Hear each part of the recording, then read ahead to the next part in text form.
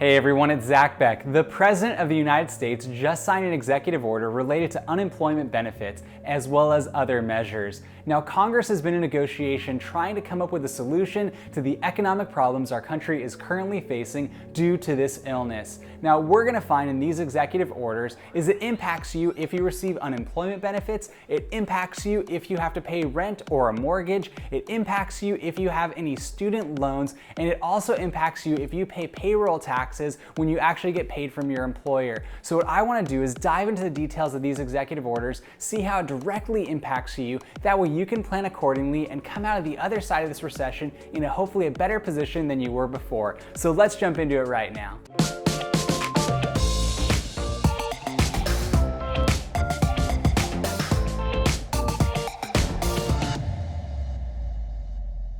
As previously mentioned, the President of the United States signed a series of executive orders. The first was extending unemployment benefits. The second was extending the federal eviction moratorium. The third was deferring student loan payments. And the fourth was having a payroll tax holiday. So what I want to do right now is first talk about the extension of the unemployment benefits. Now, we will find in the CARES Act, unemployment benefits were extended and actually provided a $600 weekly benefit to those who were unemployed due to the illness. Now, these $600 weekly benefits expired on July 31st, 2020. So Congress has been in negotiation trying to figure out a pathway forward to actually answer the question of how are we going to move forward without these unemployment benefits. Now, what Congress proposed was the House of Representatives, specifically the Democratic Party, proposed that they would just extend the $600 weekly benefit. Now, the Republicans on the other side proposed extending a $200 weekly benefit that would eventually go up to about 70% of what someone's wages were. So from that perspective, the president has stepped in and actually issued an executive order stating that you would receive $400 a week in weekly unemployment benefits. And once again, this is on top of what's coming from the state unemployment system, because the federal government normally does not play a role in the unemployment market, but you're gonna find now is that the federal government is continuing to step in because states are strapped for cash at this very moment. Now, a provision that was specifically stated in this executive order was that states would have to come up with 25% of the $400 weekly benefit. Now, there's already been pushback from various states who have actually said they cannot afford this extra 25%.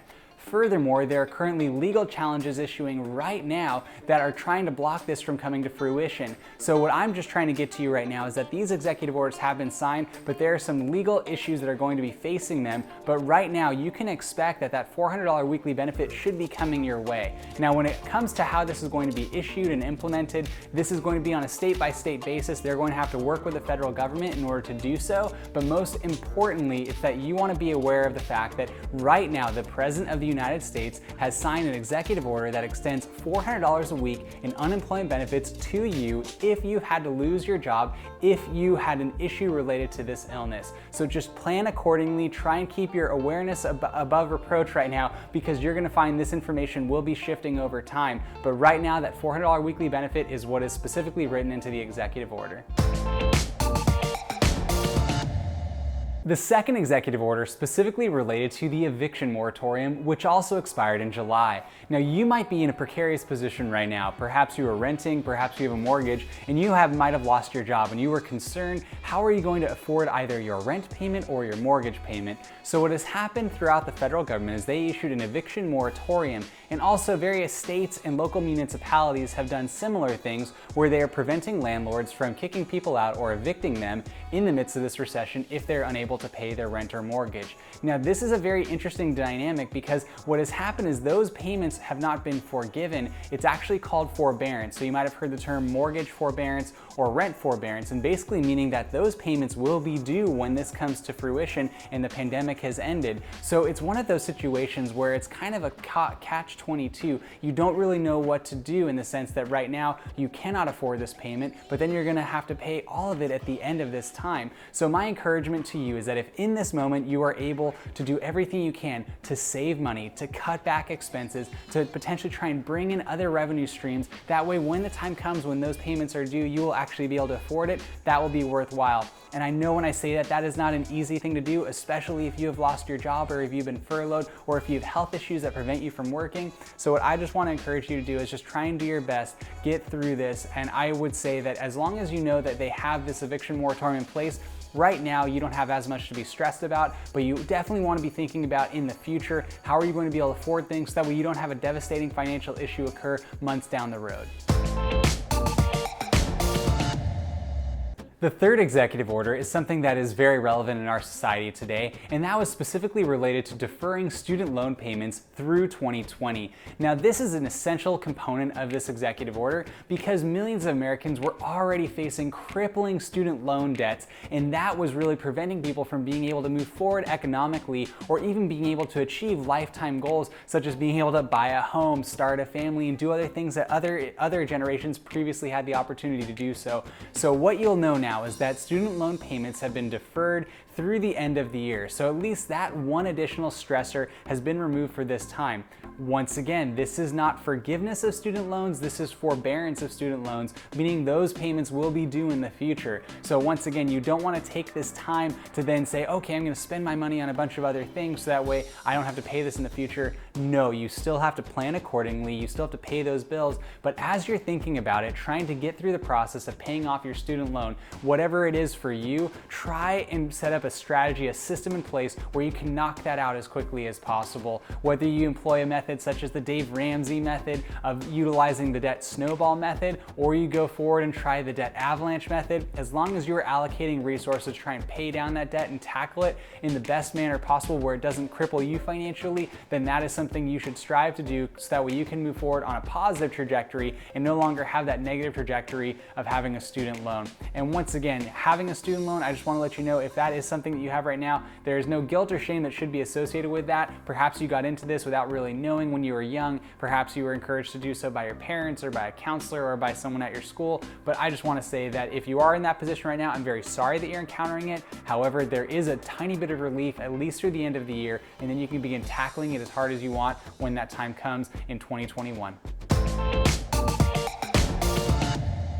The fourth executive order was specifically related to having a payroll tax holiday through the end of 2020. Now, what this is for anyone making less than $100,000, they would no longer have this payroll tax deduction. So it would infuse a bit of extra capital into individuals' pockets. That way they don't have as much as they're paying to the federal government.